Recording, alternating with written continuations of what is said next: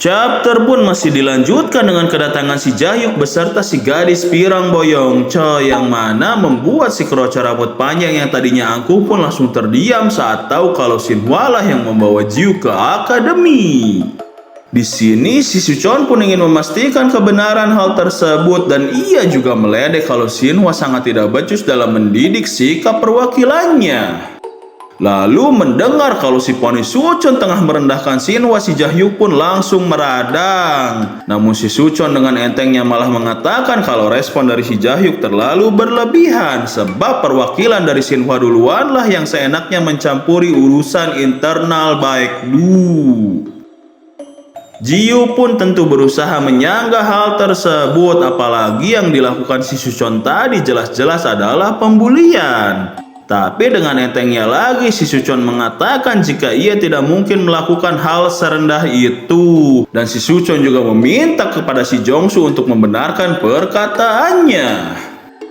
Sejenak si Jongsu pun terdiam dilanda kebingungan, namun kemudian ia pun dengan terpaksa mulai berbohong dengan membenarkan perkataan dari si Suchon. Sehingga para murid lain pun termasuk Jiu sampai dibuat shock saat mendengar hal tersebut.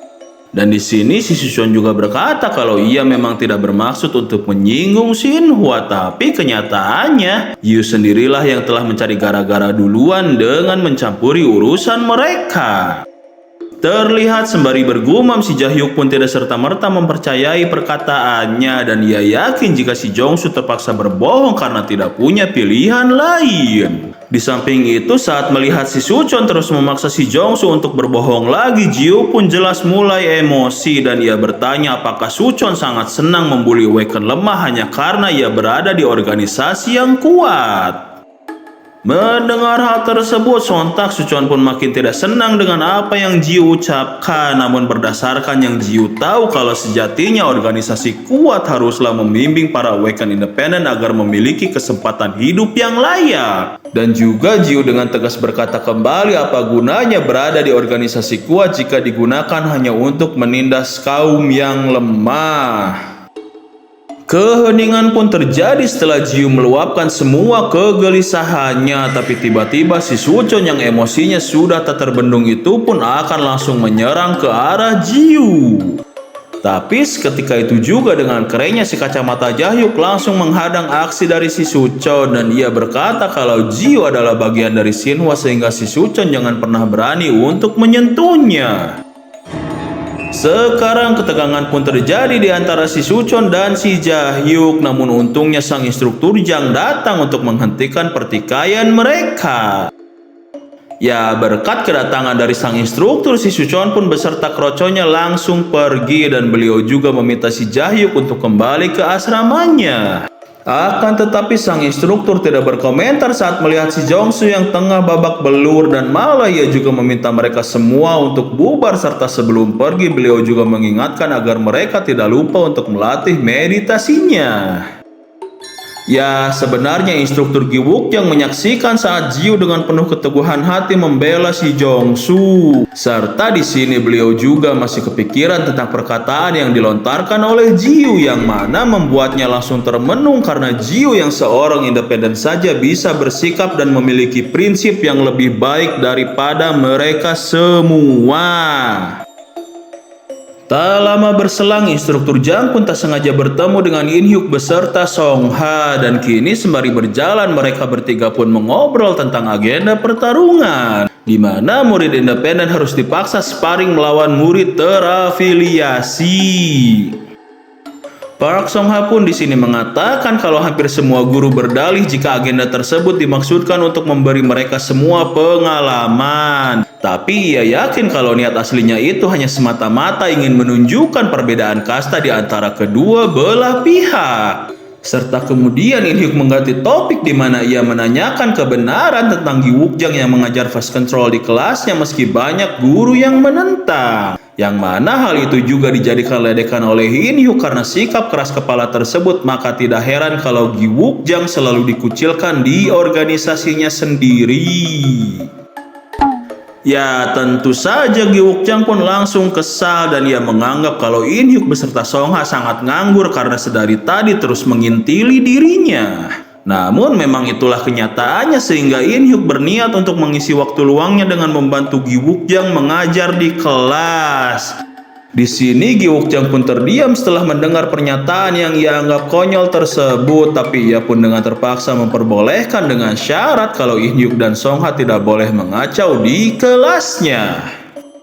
Selanjutnya scene pun berganti ke asrama yang memperlihatkan Ji Woo, Woo-in dan Jong-soo yang sedang berjalan menuju ke kamar mereka masing-masing. Di sini si Jong-soo yang diselimuti kegelisahan pun meminta Ji Woo untuk meluangkan waktunya sebentar, dan melihat hal tersebut Woo-in pun berniat untuk pamit pergi duluan. Meskipun di sini si Jong-soo masih ragu, tapi ia menguatkan hati untuk berterima kasih kepada Ji Woo. Sekaligus ia juga meminta maaf karena sebelumnya tidak jujur meski Ji Woo telah berani membelanya. Tapi ia beralasan jika dirinya terpaksa agar bisa bergabung dengan Baekdu tanpa ada masalah, karena mau bagaimanapun ia merasa bukanlah Waken kuat layaknya Ji Woo. Ya, seperti yang sudah bisa kita tebak, Ji Woo pun tidak mempermasalahkan hal tersebut, dan setelah acara maaf-maafan mereka berdua pun kembali ke kamar masing-masing. Berpindah ke kamar Ji Woo di mana dirinya langsung tengkurap di kasur sementara si Mamang Kaiden sedang fokus untuk bertapa.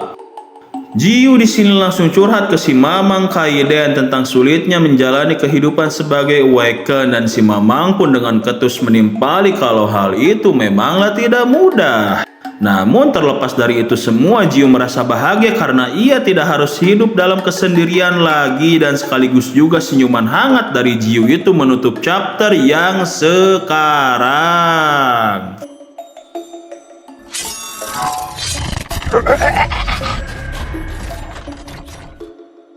Chapter kali ini dibuka lagi di aula latihan yang memperlihatkan Woo-in dan Ji Woo sudah tanginas berada di sana sembari melakukan peregangan. Tak lama setelah itu muncullah si Jong-soo yang kedatangannya pun langsung disambut hangat oleh Ji Woo. Disusul oleh si culun yang memang admin sendiri belum tahu nama serta gendernya ini. Dan mirip orang hajatan, kini giliran si Gawo beserta si Ji-hye yang sekarang menyapa Ji Woo. Ya, di sini Ji Woo pun bingung karena mereka semua mulai ramah kepada dirinya. Namun teman-temannya mengatakan kalau awalnya mereka merasa tidak nyaman dengan sikap ramah Ji Woo yang terkesan cari muka, akan tetapi semua itu hanyalah kesan pertama mereka saja. Karena sekarang mereka sadar kalau Ji Woo benar-benar tulus saat berdiri membela mereka dari bulian orang-orang Baekdu, dan bahkan mereka terkesan karena tidak semua orang bisa melakukan hal berani semacam itu. Kini mereka semua pun mulai akrab dan bisa mengobrol dengan lepas, namun hal tersebut tidak berlaku untuk Woo-in karena terhalang sifat pendiamnya. Kemudian sang instruktur Jang muncul dan para murid pun heran karena kedatangan beliau tidaklah sendirian, yang mana kedatangannya itu ditemani oleh duet maut sang pria periang In Hyuk-woo dan sang pria suram Pak Song Ha. Instruktur Jang pun memperkenalkan kedua pria di sampingnya itu, dan beliau memberitahukan kalau keduanya merupakan pentolan dari organisasi besar yaitu Shinhwa dan Asosiasi. Serta tidak hanya itu, beliau juga menjelaskan kalau mereka berdua adalah Waken kuat yang menempati jajaran 20 besar Waken teratas Korea. Dan tentu saja para murid pun langsung tercengang setelah mendengar hal tersebut, apalagi kini keduanya akan mengajar di kelas mereka.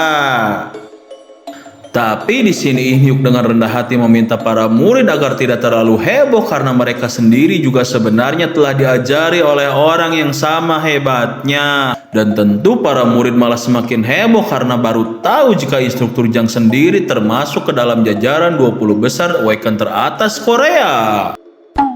Akan tetapi kekaguman itu tak bertahan lama saat mereka melihat ekspresi konyol dari sang instruktur yang tersipu malu. Hingga tatapan mereka lama-kelamaan membuat beliau kesal dan langsung memerintahkan mereka semua untuk lari keliling lapangan.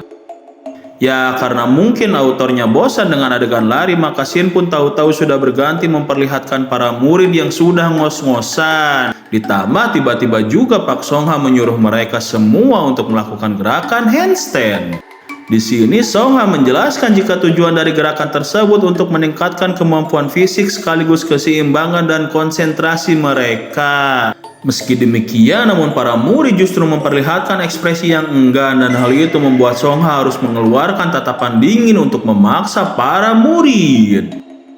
Seperti yang sudah bisa ditebak, tak satu pun dari mereka yang bisa melakukan hal tersebut, tapi lain halnya dengan Win dan Ziyu yang langsung bisa mempraktekannya dengan sangat mudah. Setelah latihan fisik ini mereka pun lanjut dengan latihan meditasi first control, di mana In Hyuk dan Songha pun turut membantu dalam prosesi transfer energi tersebut.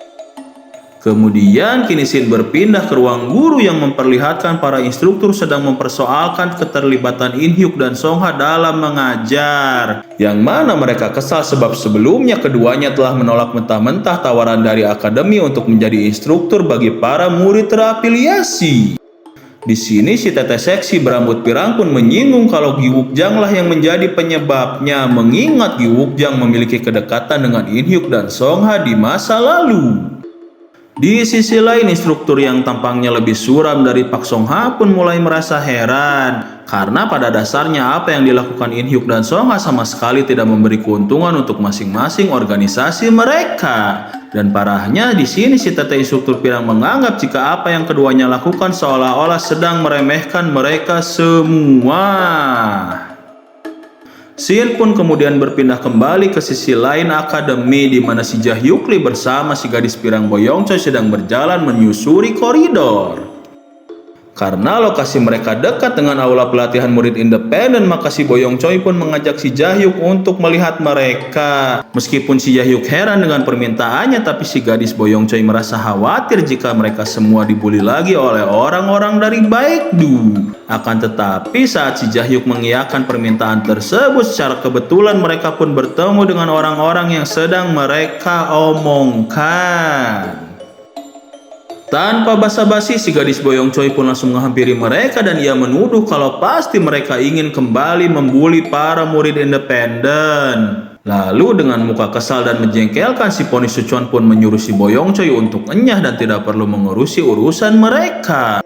Namun dengan heroiknya si kacamata Ja Hyuk menyela sekaligus menegaskan kalau Suchon jangan sampai lupa dengan peringatannya yang kemarin. Di sini dengan nada mengejek, si Suchon pun heran karena Ja Hyuk harus repot-repot membela para berandalan independen. Dan dengan muka yang makin menjengkelkan, si Suchon pun menambahkan kalau keributan ini bisa melibatkan organisasi mereka masing-masing. Ya, mendengar perkataan si Suchon barusan, si Ja Hyuk dan Boyong Choi pun jadi kesal, namun mereka tidak bisa berbuat apa-apa karena sadar dengan masalah yang nantinya akan timbul. Tak berselang lama, remaja yang amat sangat paling menjengkelkan pisan dari semua orang pun akhirnya muncul. Yaitu siapa lagi kalau bukan si biang kerok Jisuk, dan ia pun meminta mereka semua untuk menyingkir karena tengah menghalangi jalannya lewat. Akibat kemunculan Jisuk, si Boyong Choi pun tak membuang kesempatan dan ia langsung mengadukan si Suchon kepada Jisuk karena kemarin telah berani mengancam Jiu. Namun dengan enteng si Poni Suchon pun berkata jika ia tidak tahu siapa orang yang dimaksud, dan dengan lebih entengnya lagi tiba-tiba Jisuk pun langsung melayangkan tendangan si Madun yang membuat si Suchon terpental ke belakang. Kini dengan kesal bercampur emosi, si Suchon pun menanyakan maksud dari tindakan Jisuk barusan. Akan tetapi si manusia paling mengesalkan ini pun dengan entengnya lagi menimpali kalau hal itu adalah salah Suchon sendiri yang sedari tadi malah menghalangi jalannya untuk lewat. Yang mana sekaligus juga aksi keren dari si biang kerok Jisuk tersebut menutup chapter yang sekarang.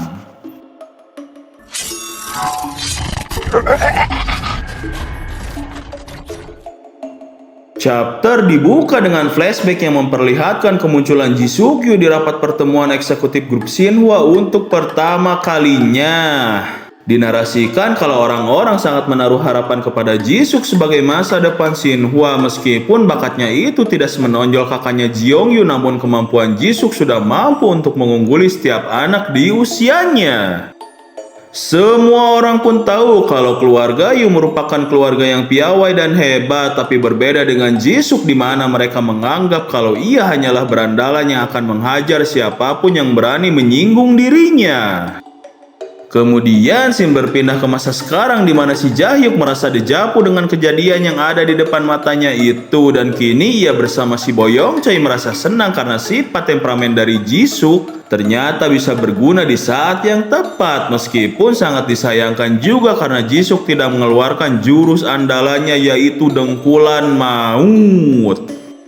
Merasa tidak terima dengan tindakan dari Jisuk, si Suchon pun berusaha menendang balik lawannya itu, tapi dengan begitu mudah Jisuk pun bisa menangkis serangan tersebut. Tak cukup sampai di situ saja, si Suchon juga kembali melayangkan tendangannya lagi, namun kali ini dengan begitu cepatnya Jisuk bergerak ke belakang si Suchon dan langsung menarik tubuhnya.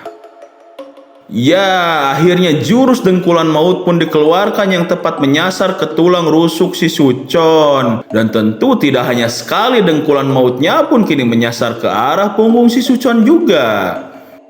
Si poni Suchon pun merasakan sakit yang luar biasa akibat serangan maut tersebut, sementara si Jahyuk malah kegirangan karena ia sendiri tahu persis bagaimana rasa sakitnya. Sakit sekali.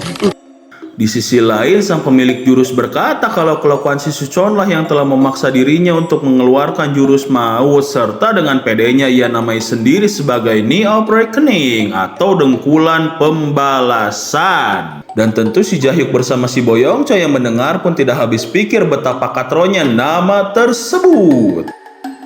Kemudian terlihat karena emosinya sudah tidak terbendung lagi, si Suchon pun mulai mengeluarkan kekuatan Awaken-nya. Dan jelas seperti yang kita tahu kalau hal itu semakin membuat Jisuk tertantang dan akan meladeninya dengan senang hati. Sementara semua kroco dari kedua belah pihak yang menyaksikan pun merasa khawatir karena perkelahian yang menggunakan kekuatan Awaken jelas sangat dilarang di akademi. Dan jika hal itu sampai dilanggar maka akan berdampak ke masing-masing organisasi. Untungnya tidak disangka-sangka akan ada yang menghentikan perkelahian tersebut, dan mereka adalah si teteh instruktur pirang yang datang bersama si instruktur bermuka jutek. Di sini si instruktur jutek pun langsung menyalahkan Jisuk karena berani berkelahi menggunakan kekuatan Awaken-nya. Namun di sisi lain si Jahyuk menyadari kalau si instruktur jutek langsung menyalahkan Jisuk karena dirinya berasal dari organisasi yang sama dengan si Suchon. Kemudian Jisuk pun menyanggah jika ia bahkan belum sempat menggunakan kekuatan Awaken-nya. Dan ditambah dengan pembelaan dari si gadis pirang Boyong Choi yang mengatakan kalau si Suchon sendiri juga melakukan hal yang sama lebih dulu. Tentu si Suchon berdalih jika ia terpaksa melakukan hal tersebut karena Jisuk telah menyerangnya duluan, apalagi pernyataannya semakin dipertegas dengan para anak buahnya yang bersaksi atas kejadian tersebut. Tak mau kalah debat, si biang kerok Jisuk pun berdalih kalau awalnya si Suchon lah yang mencari gara-gara duluan dengan sengaja menghalangi jalannya lewat. Dan Jisuk juga menambahkan kalau sebelumnya ia telah meminta dengan sopan kepada mereka untuk menyingkir. Namun tetap saja mereka malah berdiri di tengah jalan sehingga Jisuk menganggap kalau si Suchon sedang memprovokasi dirinya. Akibat penjelasan dari Jisuk yang secara teknis memang benar, kedua kroco si Suchon pun tidak bisa membantah lagi. Sementara si Jahyuk dan si Boyong Choi menganggap kalau Jisuk benar-benar jenius bermuka tebal sekaligus tidak tahu malu. Ya, ngenesnya si Suchon pun makin terpojok karena si Boyong Choi mengaku kalau dia diancam oleh Suchon saat mencegahnya membuli para murid independen. Dan sontak si Suchon pun kian terpuruk saat si Boyong Choi dengan sedih berkata kalau si Suchon bahkan menghinanya dengan sebutan jahat. Makin-makinlah si Suchon tidak bisa berkata apa-apa lagi karena semua orang benar-benar tidak menyangka bahwa dirinya akan tega bersikap serendah itu. Dan hal yang sama pun dirasakan si instruktur jutek di mana ia tidak mau memperpanjang masalah ini dengan alasan kalau mereka berdua sebenarnya tidak bertarung menggunakan kekuatan Awaken. Sekarang masalah pun kelar dan semua murid diminta untuk kembali ke kamarnya masing-masing. Sementara si teteh instruktur pirang memperingatkan si instruktur jutek agar lebih mengawasi anggotanya supaya tidak membuat masalah lagi.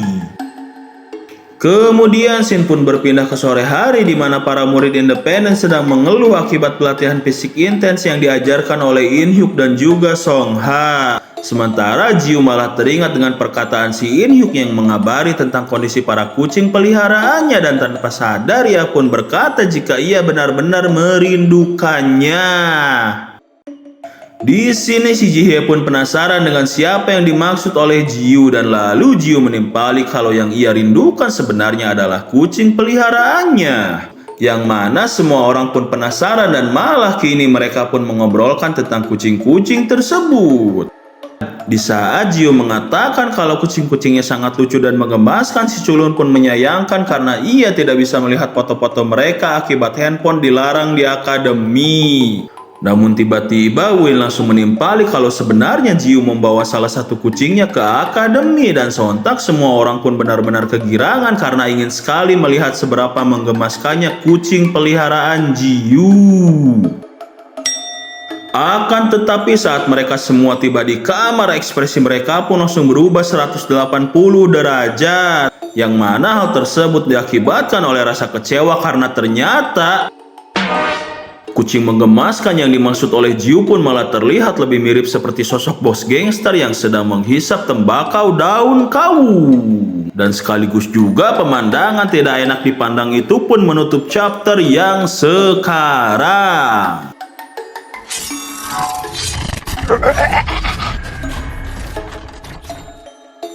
Chapter masih dibuka di Akademi Waken, di mana sang bapak kepala sekolah sedang mengkonfirmasi kebenaran tentang In Hyuk dan Song Ha yang mengajar di kelas murid independen. Di sini In Hyuk pun membenarkan hal tersebut, namun ia juga bingung kenapa pihak akademi tidak senang dengan hal itu, yang padahal tindakan mereka tidak melanggar aturan sama sekali. Meskipun pernyataan tersebut memang benar, tapi sang bapak Kepsek justru meminta mereka berdua untuk mengajar di kelas terafiliasi ketimbang di kelas independen. Dan saat In Hyuk kembali mengutarakan alasan awalnya, si bapak Kepsek pun menjelaskan jika kemampuan mereka berdua sudah diakui oleh semua organisasi dan jelas akan lebih bermanfaat jika diajarkan kepada murid terafiliasi saja. Song Ha di sini ikut menimpali jika kelas terafiliasi sudah memiliki banyak sekali instruktur, sementara di kelas independen hanya memiliki satu saja, dan ia percaya apa yang ia lakukan adalah hal yang benar. Akan tetapi bapak Kepsek menyanggah dengan ekspresi dingin kalau apa yang mereka berdua lakukan bukanlah hal yang bijaksana, karena akan sangat sia-sia jika mengajari para murid yang belum terkonfirmasi asal-usulnya, terlebih para murid terafiliasi jelas-jelas merupakan bagian masa depan dari organisasi mereka sendiri. Di sini In Hyuk pun masih berusaha menyanggah perkataan dari si bapak, sebab pada dasarnya justru murid independenlah yang memerlukan pelatihan lebih. Tapi ya si bapak Kepsek pun mengingatkan kalau mereka jangan sampai lupa dengan tujuan didirikannya akademi ini, yang mana akademi memang sengaja dibangun untuk memfasilitasi pelatihan generasi penerus mereka, atau dengan kata lain Waken terafiliasi supaya menjadi lebih kuat. Bapak Kepsek juga menambahkan jika Waken di seluruh dunia melakukan hal yang sama untuk memperkuat organisasi dan negaranya masing-masing, maka dari itu mereka tidak boleh menyia-nyiakan waktu untuk mengurusi para murid independen. Meskipun beliau telah berkata demikian, namun In Hyuk percaya jika bukan hanya Waken terafiliasi saja yang memiliki hak untuk bertambah kuat, dan ia juga yakin kalau di antara para Waken independen terdapat anak-anak yang memiliki potensi luar biasa. Tentu bapak Kepsek sendiri juga sadar akan hal tersebut, dan ia tahu betul kalau pasti ada Waken independen yang memiliki bakat luar biasa. Bahkan ia pun teringat kalau dulu pernah berhadapan secara langsung dengan Waken independen yang dimaksud. Namun tetap bapak Kepsek tidak mau menghabiskan waktu untuk mencari potensi yang tidak jelas, dan sebagai seorang kepala sekolah sekaligus Waken senior di Korea, ia pun memohon agar In Hyuk dan Song Ha mengerti serta fokus saja mengajari para murid terafiliasi yang akan menjadi tonggak penyokong masa depan negara mereka. Kini mereka berdua pun keluar ruangan dengan perasaan yang campur aduk, lalu kemudian mereka dihampiri oleh Gi Wook-jang, dan setelah itu sembari berjalan mereka membahas hasil pertemuan yang barusan. In Hyuk di sini mengatakan kalau mereka diberi waktu seminggu untuk melakukan persiapan jelang pertarungan antar murid, Dan jika para murid independen gagal, maka In Hyuk dan Song Ha tidak diperbolehkan lagi untuk mengajar di kelas Gi Wook-jang. Lalu saat mendengar hal tersebut, Gi Wook-jang pun merasa berada di posisi yang dirugikan, apalagi waktu yang diberikan terbilang sangatlah singkat. Namun In Hyuk dan Song Ha tidak merasa khawatir sebab mereka berdua memiliki 2 kartu as di tangan mereka. Di sini Gi Wook-jang tahu kalau yang dimaksud adalah Jiu dan Win, namun tetap ia masih merasa ragu jika keduanya bisa merubah situasi. Akan tetapi In Hyuk meyakinkan kalau mereka berdua saja sudah lebih dari cukup, karena sekali Subin dan Jisuk saja bahkan tak sanggup untuk menaklukkan Win dalam sebuah pertarungan. Sontak Gi Wook-jang pun kaget akan hal tersebut karena semua orang tahu kalau yang bisa menandingi Subin dan Jisuk hanyalah 4 besar lainnya, yaitu Suchon dan Gangsu. Dan di sini Song Ha serta In Hyuk menambahkan lagi kalau Jiu juga memiliki potensi yang sama karena sebelumnya ia pernah imbang saat melawan Jisuk. Meskipun aslinya disebabkan oleh kesalahan Jisuk sendiri yang meremehkan lawannya. Serta sebagai penegas kalau mereka setara, Jiu, Win, dan Jisuk pernah terlibat pertarungan dengan kriminal internasional yaitu klien bersaudara, yang mana mereka pun berhasil bertahan hidup sebelum akhirnya bala bantuan pun tiba. Kini mereka bertiga pun sudah sampai di aula pelatihan kelas independen dan tanpa basa-basi Gi Wook-jang langsung memerintahkan mereka semua untuk lari sampai titik darah penghabisan. Namun tidak disangka ternyata kali ini para murid menerima latihan itu dengan penuh semangat tanpa ada satupun yang mengeluh. Sebelum dimulainya latihan lari, instruktur Jang pun meminta Win dan Ji untuk mengikutinya ke aula yang berbeda, yang mana beliau berniat untuk menguji kebenaran tentang kemampuan mereka berdua. Sang instruktur pun kemudian meminta Win mendekat sebab ia mendengar kalau Song Ha begitu menyanjung kekuatan anak muda yang satu ini dan ia ingin memastikan hal tersebut sendiri. Ya, dan tanpa aba-aba seperti biasa, Win pun langsung melancarkan serangannya tepat ke muka dari sang instruktur. Sehingga Jiu yang menyaksikan pun sampai dibuat terdiam melongo atas kebiasaan Win tersebut. Terlihat sang instruktur pun tidak merasa marah, melainkan dirinya lega karena sempat menahan serangan barusan. Dan bahkan ia meminta Win untuk lebih meningkatkan intensitas kekuatannya. Kini tanpa banyak bicara lagi, Win pun langsung mengeluarkan seluruh kemampuannya, yang mana membuat sang instruktur senang karena seperti yang dikatakan In Hyuk dan Song Ha kalau kekuatan Win memang setara dengan Jisuk dan Subin. Ya, sekarang Win pun langsung melancarkan serangan yang kuat dan terjadilah ledakan yang lebih besar, yang mana sang instruktur pun sampai dibuat harus menahan serangan tersebut menggunakan kedua tangannya. Meskipun Win ingin sekali melakukan serangan yang lebih kuat lagi, namun sang instruktur merasa kalau hal itu sudah cukup. Dan selanjutnya ia meminta giliran Jiu untuk diuji. Sang instruktur Jang meminta agar Jiu tidak sungkan untuk menyerangnya, dan setelah itu Jiu pun langsung melesat ke hadapan sang instruktur untuk melayangkan sebuah serangan. Tentu dengan mudah instruktur Jang pun berhasil menahan serangan tersebut, tapi di sini ia meminta agar Jiu tidak perlu menahan diri saat melawannya untuk kali ini saja. Tentu Jiu pun mengiyakan permintaan tersebut dan tiba-tiba sebuah serangan langsung menghantam pinggang dari sang instruktur tanpa sempat bisa bereaksi. Saking cepatnya gerakan Jiu, sang instruktur pun sampai kewalahan untuk melihat pergerakannya, sehingga sekarang yang bisa beliau lakukan hanyalah bertahan sebisa mungkin dari serangan beruntun milik Jiu. Pukulan terakhir pun dihantamkan dengan sangat keras oleh Jiu, meski serangan tersebut sebenarnya berhasil ditahan oleh sang instruktur. Tapi di sisi lain beliau juga merasa senang karena kemampuan dari Jiu sendiri berada di luar ekspektasi dirinya. Dan kemudian chapter pun ditutup dengan instruktur Gi Wook-jang yang melihat secercah harapan dari mereka berdua.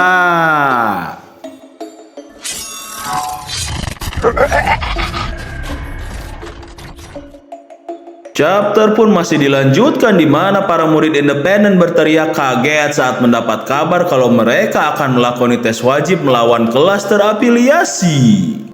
Tes yang bertujuan untuk membuktikan kelayakan para murid ini pun akan digelar minggu depan, dan meski demikian para murid sudah terkena metal duluan akibat perbedaan kekuatan yang terlampau jauh.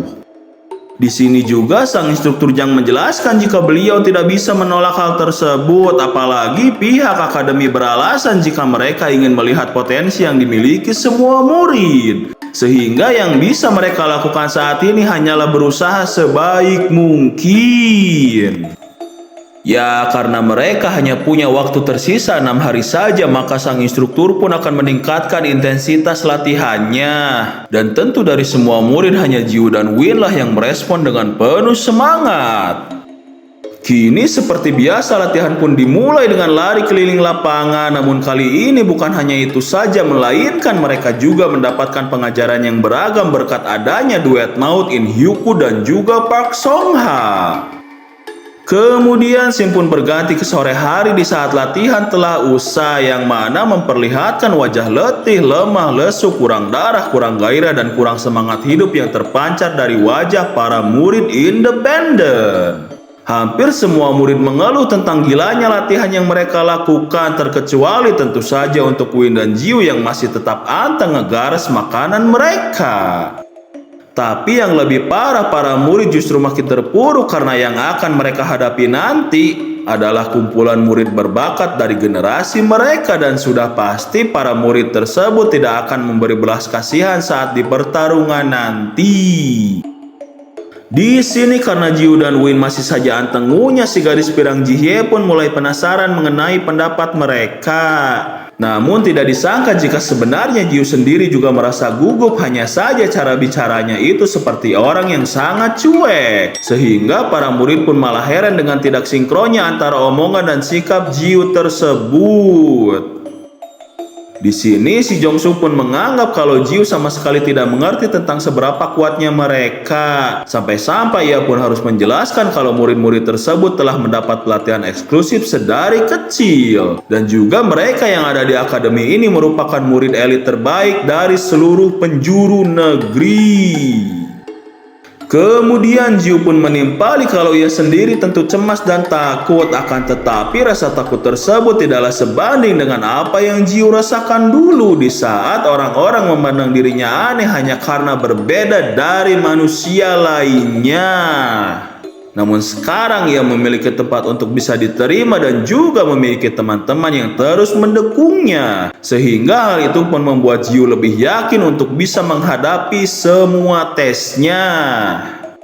Akhirnya berkat ucapan Jiu barusan, mereka semua pun mulai sedikit lebih tenang dan kini mereka juga mulai termotivasi untuk berlatih lebih giat lagi. Setelah itu Shin pun berpindah ke kamar Jiu di mana ia sedang kebingungan karena si Mamang Kaiden tidak ada di sana. Tapi kemudian ia pun melihat kalau kucing gendut tersebut sedang menikmati jalan-jalan sore dan Jiu pun memutuskan untuk pergi menemuinya.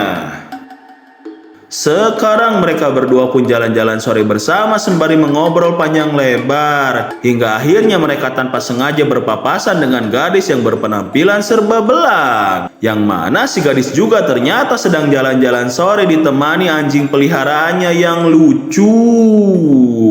Nah ini definisi lucu tuh. Lucu menggemaskan tuh ya yang kayak gini. Ya Allah, si Jiu tuh konsumsi apa sih? Kok bisa beginian dibilang menggemaskan? Ya udah lanjutlah. Jiu yang memang baik hati ini pun mencoba menyapa si gadis belang, namun ia hanya diam saja dan perhatiannya justru malah terfokus ke kucing peliharaan milik Jiu. Si gadis belang itu pun merasa penasaran pakan apa yang Jiu berikan hingga kucingnya bisa menjadi gendut bahenol seperti itu. Namun karena takut si Mamang Kasein tersinggung dengan ucapan si gadis yang jelas-jelas fakta, Jiu pun mengalihkan topik dengan membahas anjing peliharaan milik si gadis. Tapi anehnya di sini si gadis belang masih tetap saja menghiraukan Jiu dan lagi-lagi ia pun malah penasaran kembali karena bisa-bisanya kucing gendut tersebut tetap anteng jalan-jalan bahkan tanpa tali pengikat. Di sini meski si gadis merasa kalau bodi dari si kucing tersebut benar-benar jelek dan aneh, tapi ia pun berniat akan merebut paksa kucing tersebut, yang tentu membuat Jiu langsung heran dengan maksud dari si gadis barusan. Si gadis belang pun sekarang menatap ke arah si Mamang Kasai dan menyuruhnya agar segera mendekat, serta ia juga berkata kalau sekarang ia akan menjadi pemilik baru dari si Mamang. Ya, karena melihat perilaku si gadis tersebut sangat mencurigakan, maka Jiu pun mengajak si Mamang untuk segera pergi. Akan tetapi si gadis langsung berteriak untuk menghentikan mereka dan kini ia pun mengeluarkan semacam kekuatan pengendali untuk memaksa si Mamang tunduk. Di sini si Mamang Kasenitrat menyadari kalau kekuatan dari gadis tersebut adalah pengendalian hewan. Dan tidak disangka-sangka jika sepertinya si Mamang pun terpengaruh dengan jurus tersebut. Tentu Jiu yang menyaksikan pun mulai panik karena si Mamang terus mendekat ke arah si gadis dengan penuh sukarela. Namun apa yang terjadi? Oh no! Pantat Bahenol dengan kerutan lubang hitam pun justru mendarat dengan mulus di tangan imut si gadis belang, serta lebih parahnya lagi, lubang hitam keriput tersebut justru mengeluarkan hembusan angin kematian alias kentut maut yang membuat semua orang jadi syok. Dan kemudian scene pun ditutup dengan si Mamang Kasenitrat yang ngomel-ngomel sementara si gadis belang malah terkena guncangan mental. Demikianlah video dari kami. Kami, segenap kru yang bertugas, mengucapkan terima kasih yang sebesar-besarnya kepada adik, kakak, kakek, nenek, bapak, ibu, dan seluruh warga masyarakat di semua lapisan, karena telah bersedia menonton video yang seadanya ini. Biar lebih lengkap dan lebih seru, jangan lupa juga untuk membaca komik, manhwa, dan manga aslinya karena ini hanya sebatas rangkuman dan untuk hiburan. Dukung terus channel UMKM kami dengan cara subscribe, like, dan komen. Sehat-sehat terus bagi kalian para pendengar dan sampai jumpa di video yang selanjutnya.